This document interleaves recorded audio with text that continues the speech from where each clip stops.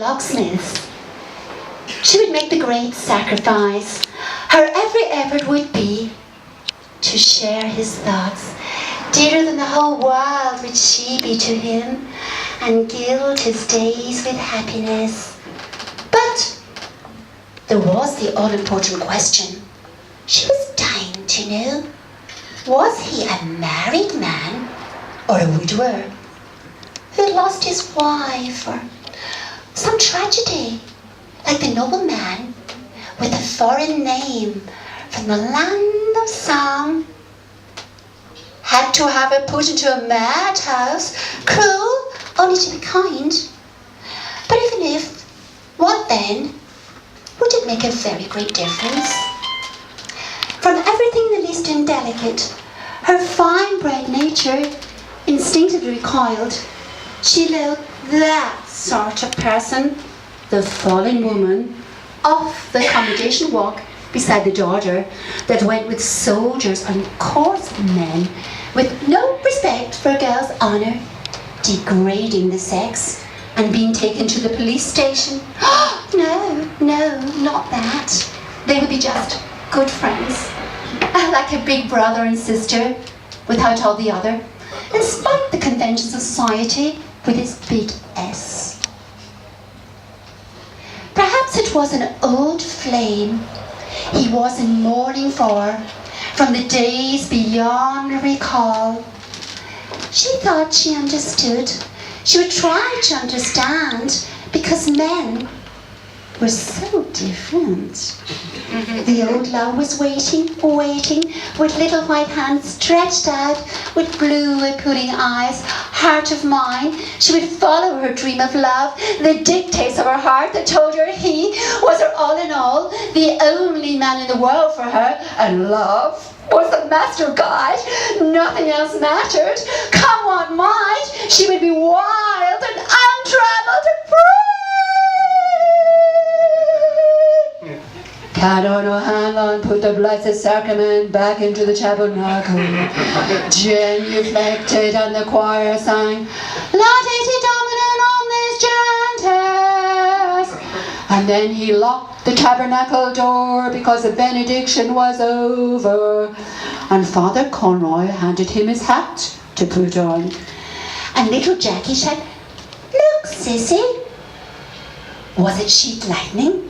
But little Tommy saw it too, over the houses, beside the church. Blue, green, purple. It's the fireworks, Sissy Caffrey said. And they all ran down the strand, helter-skelter, to see over the houses and the church. Edie, with the push cart with baby Boardman in it, and Sissy holding little Tommy, and Jackie by the hand, so they wouldn't fall running. Come on, Gertie. It's the fireworks. But Gertie was adamant. She had no intention of being at their beck and call. If they could run like Rosses, she could sit. So she said she could see from where she was. The eyes that were fastened upon her set her pulses tingling. She looked at him a moment, meeting his glance, and a light broke in upon her. White-hot passion was in that face, passion, silent as a grave, and it had made her his. At last, they were left alone without the others to pry and pass remarks, and she knew he could be trusted to the death, steadfast. A sterling man, a man of inflexible honour to his fingertips. Yet, his hands and face were working. A tremor went over her. She leaned back far to look up where the fireworks were, and she caught her knee in her hand so as not to fall back looking up.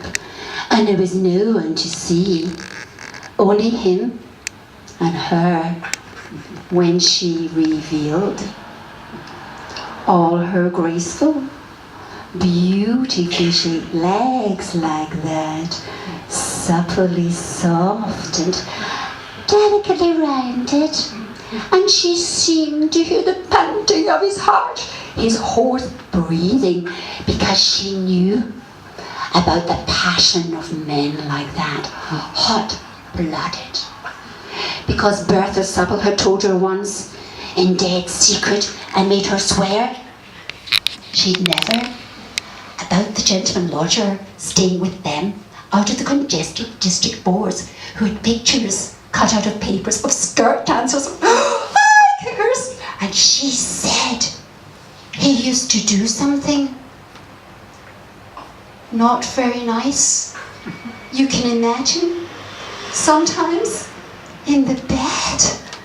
But this was altogether different from a thing like that, because, well, there was all the difference, because, well, she could almost feel him draw her face to his, and the first quick, handsome touch of his lips.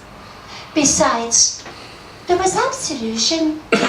Well, so long as you didn't do the other before being married. And there ought to be women priests who'd understand without your telling out. And Sissy Caffrey too, sometimes with that dreamy, kind of a dreamy look in her eyes, as though she too, my dears, Winnie Rippingham, so mad about actors' photos. And besides, it was on account of her monthlies coming on the way they did. And little Jackie shouted, "Look, there is another!" And she leaned back. And her garters were blue to match on account of the transparent. And they all saw it, and they all saw it. Look, there it was. And she leaned back ever so far, and something queer was flying through the air. A soft thing, to and fro, dark. And then she saw a long Roman candle going up in the sky. Up, and the intense hush. They were all breathless with excitement as it went higher and higher. And she had to lean back more and more to look up after it. High, almost out of sight. And her face was suffused with a divine and entrancing flush from straining so far back that he could see her other things, namely knickers, the fabric that caresses the skin on account of being white. And she met him, and she saw that he saw, and then it went so high, it went out of sight a moment, and she was trembling in every limb from being bent so far back that he had a full view, high up above her knee, where no one ever, not even on a swing or wading. And she wasn't ashamed, and he wasn't either, to look at her, way like that, because he couldn't resist the sight of the wondrous revealment, half offered, like the skirt dancers, behaving so immodest before gentlemen, looking. Oh, he kept on looking and looking. She would fain have cried to him chokingly, held out her snowy, slender arms to him to come, to feel his lips laid on her white brow. A cry of a young girl's love, a little anguish cry wrung from her, the cry that has rung through the ages. And then a rocket sprang and bang, shot blind, and the Roman candle burst, and it was like a sigh of oh, and everyone cried, in raptures as it gushed out a stream of rain, go half-reds and shed, and they were all greedy, chewy stars falling from the golden, oh so lovely, oh so soft, sweet, soft.